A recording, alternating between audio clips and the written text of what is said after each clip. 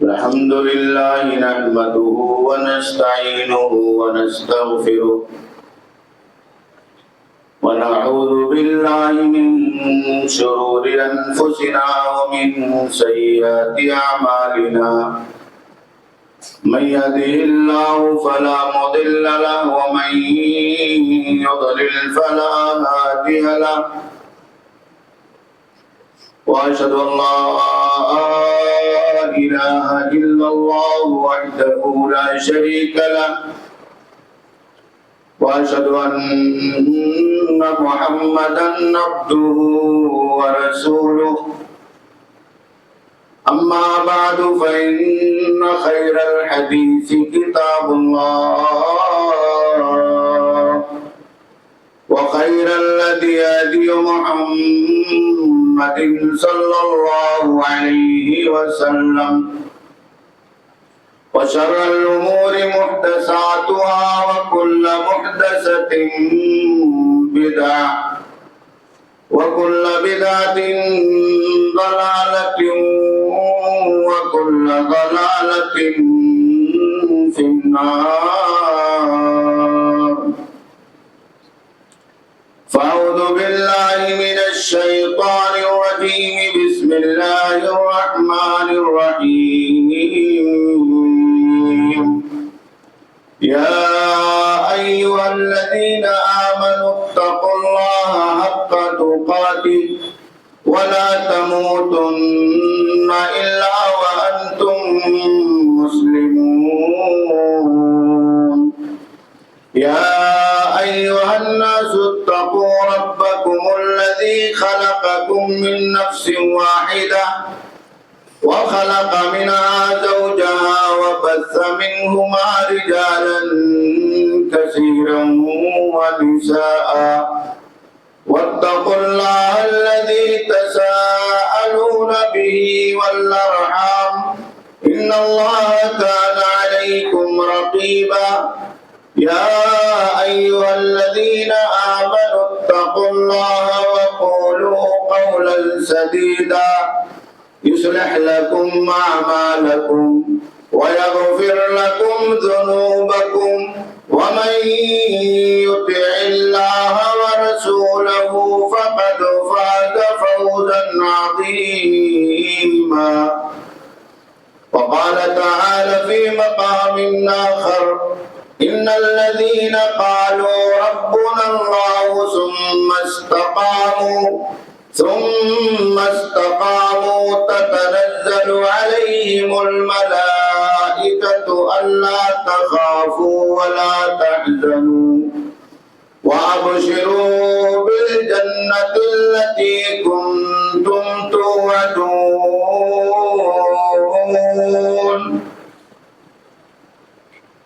اللہ رب الجلال جس نے ہمیں اور آپ کو اس کائنات میں ہر طرح کی نعمتوں سے مالا مال فرمایا، مال و دولت، آل و اولاد، صحت و عافیت اور زندگی کی تمام نعمتوں کے ساتھ اللہ رب العالمین نے دنیا کی سب سے عظیم اور قیمتی نعمت ایمان کی دولت سے بھی مالا مال فرمایا۔ یہ اللہ رب العالمین کا ہم سب پر اس کا بہت ہی بڑا احسان اور فضل و کرم ہے، جس کے بدلے میں ہم اور آپ اللہ رب العالمین کی جتنی بھی بزرگی، بڑائی، کبریائی، تسبیح و تحلیل، حمد و ثنا بیان کریں، وہ اللہ رب العالمین کی ان تمام نعمتوں کے مقابلے میں بہت ہی کم ہے۔ اللہ رب العالمین کی بے شمار حمد و ثنا کے بعد اس کائنات میں بھیجے گئے تمام انبیاء کرام،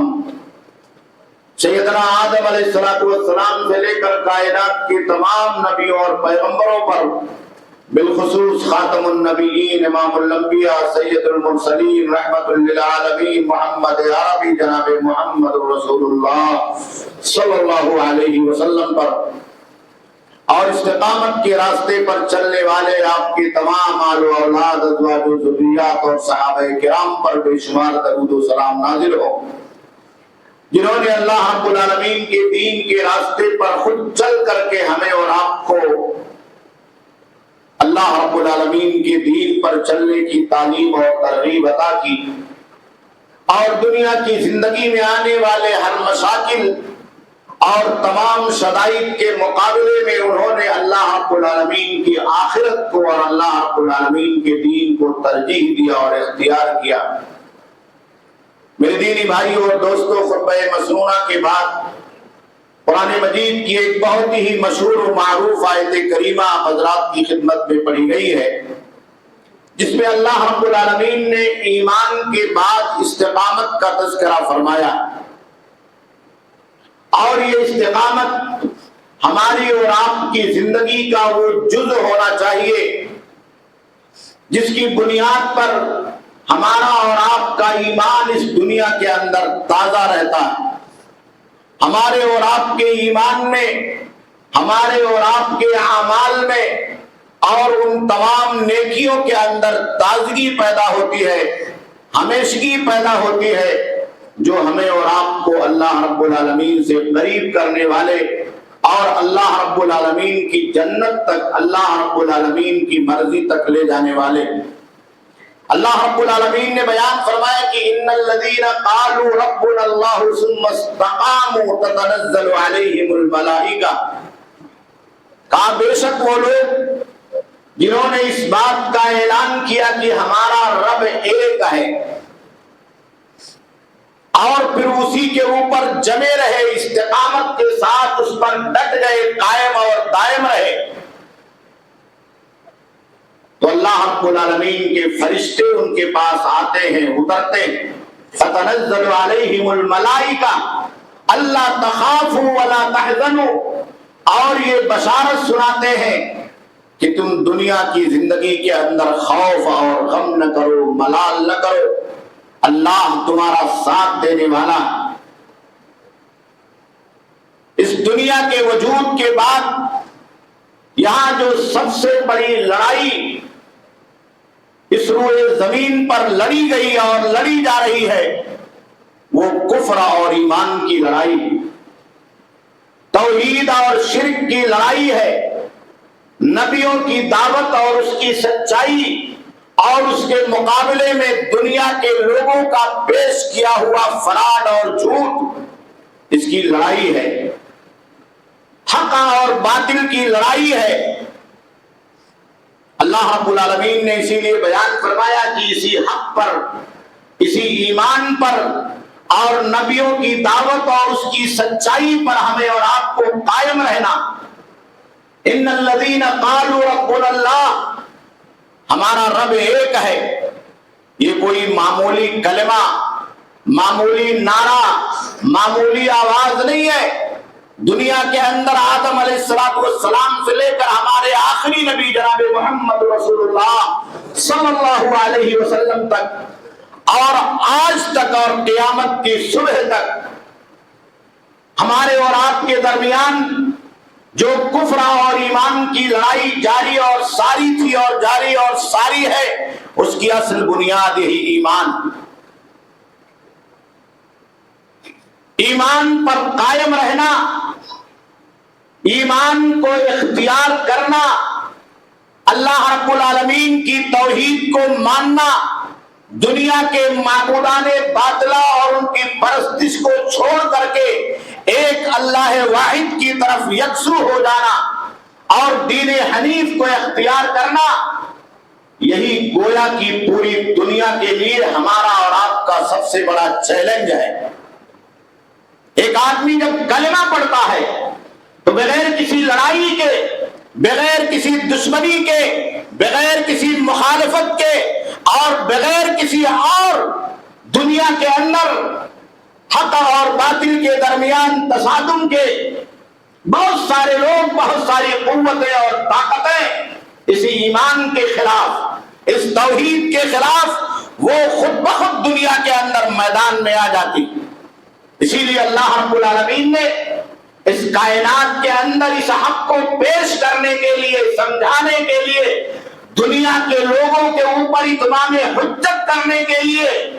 ایک نہیں، ہزار نہیں، لاکھ سے زیادہ انبیاء کرام کو اس کائنات میں مبعوث فرمایا۔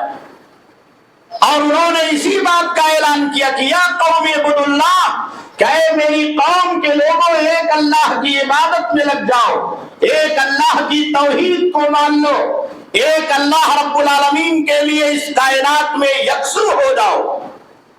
تو اس اعلان کے بعد کیا ہوا؟ لڑائی شروع ہو گئی، دشمنیاں شروع ہو گئی، حسد اور نفرت کا ماحول شروع ہو گیا، تعصب کا ماحول بھڑکایا جانے لگا، باطل کی چنگاریاں ہمارے اور آپ کے خلاف، اہل ایمان کے خلاف، اہل توحید کے خلاف، اللہ رب العالمین کے لیے اس کلمے کو اختیار کرنے والے، نبیوں کی دعوت کو اور اس کی سچائی کو قبول کرنے والوں کے خلاف اس دنیا کے اندر محاذ آرائی اور سازشوں کے ذریعے سے قائم کیا جانے لگا۔ تو یہ حق اور باطل کی لڑائی، توحید اور شرک کی لڑائی، ایمان اور کفر کی لڑائی، یہ روز عدل سے جاری اور ساری ہے اور جاری اور ساری رہے گی۔ کتنے نبیوں کو قتل کر دیا گیا، کتنے صالحین کو اور نیکوکاروں کو قتل کر دیا گیا، اور اسی ایمان اور توحید کی دعوت کی وجہ سے ان کو دنیا کی زندگی کے اندر اپنی جانوں کے نذرانے پیش کرنے پڑے۔ اللہ رب العالمین نے کہا کہ ان الذین قالوا ربنا اللہ، ہمارا رب ایک ہے، بہت بڑا اعلان۔ اس روئے زمین